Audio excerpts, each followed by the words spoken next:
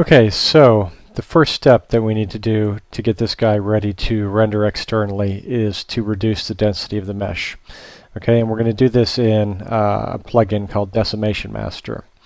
And somebody will say, well, we could just render this as is. And it's a good chance that you could. It would be very slow and very wasteful.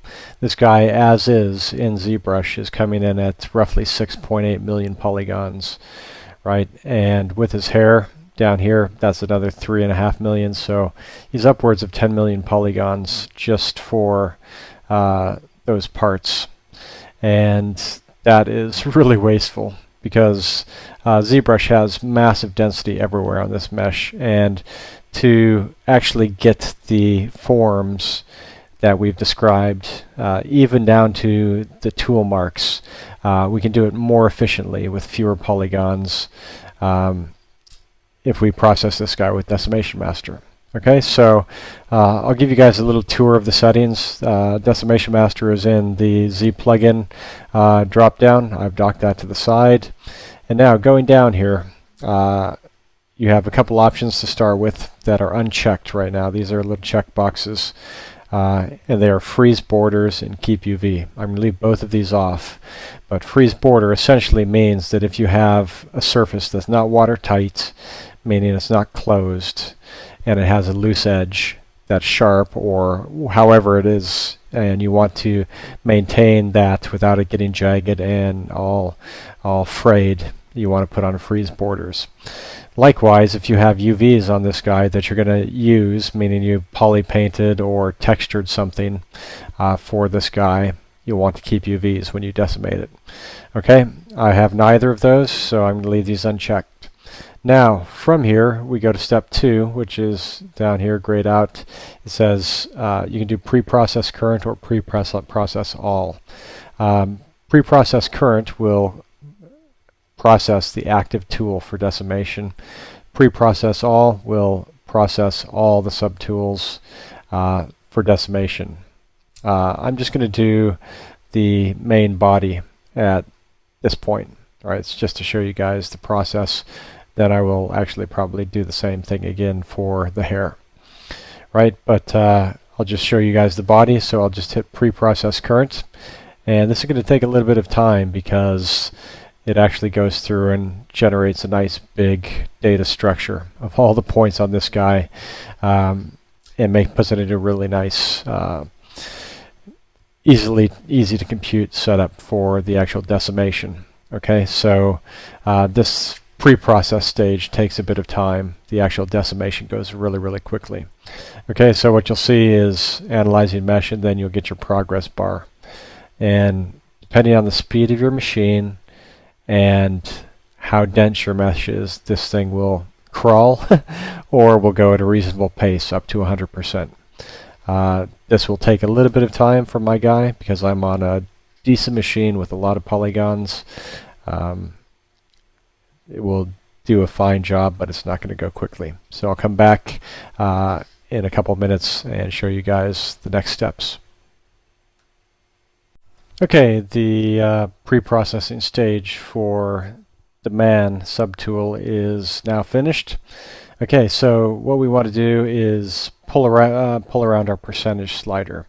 Right, so this slider over here is going to determine how much reduction takes place in the mesh, and it's pretty much a percentage of the total number of polys existing right now. Okay, so we're looking at maybe 6.8 million, and if I decimate this guy to 10%, we're looking at 1.3 million polys, or 1,361,000 polys, which is 1.3 million. Okay, and so really that's probably a little too much to render with if we're trying to finish these things in any kind of quick pace. You know, certainly you can get away with rendering 1.3 million, but generally you can get away with anywhere from 500 to 700,000, depending on what your mesh is like. And just to show you, if I do 5%, we'll be at 680,000 polys. And if I just hit decimate at about this level, turn off my polyframe, you won't really be able to see much of a difference, right? So watch the little spinning wheel, and so the decimation has taken place, and it looks exactly the same, which is the magic of Decimation Master. There's the resulting polys, and I kind of like this. I think this is probably a good level. Here's the original, right? So really, really dense, but very uniform. And then there's the decimated version. Okay. So really what you decimate this to depends a lot on your output resolution of your renders, right? And actually how much of the body you're rendering. If you're doing a tight portrait, you may want to go even higher than this. Maybe you want to try and squeeze as many polys in as you can,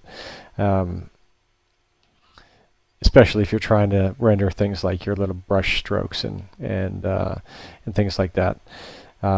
So to be honest, I think we're probably sitting at a good spot with 680,000 polygons. Tightest we'll probably render this is a mid shot like this, and at roughly HD. I don't think I'll do any print res stuff with this guy, so this is adequate for what we're trying to achieve right now. Okay, and so from here it's just simply go down and exports. Let's go to render and hit pose 32A, and that's fine. I'll just overwrite this, and that'll be my render mesh. Also, of course, pre-process these guys in a next step, and in fact, to simplify things from there, once you do that, you can just merge visible into a single tool, and then just export that as one complete OBJ. But I'm just going to leave that alone for right now. Okay, so that is a brief introduction to Decimation Master. If you haven't used it before, you should check it out, because it is beautiful for capturing sculpts at really high fidelity, so that you don't have to deal with really painful, troublesome things like rendering displacement maps. In fact, I haven't rendered displacement maps for my my sculptures in a couple of years since Decimation Master came out. I just decimate everything now. Okay, so look into it and use it. It is a magical, wonderful tool, and we'll see you guys in Maya actually in a few minutes for some stuff on rendering. Okay, thanks.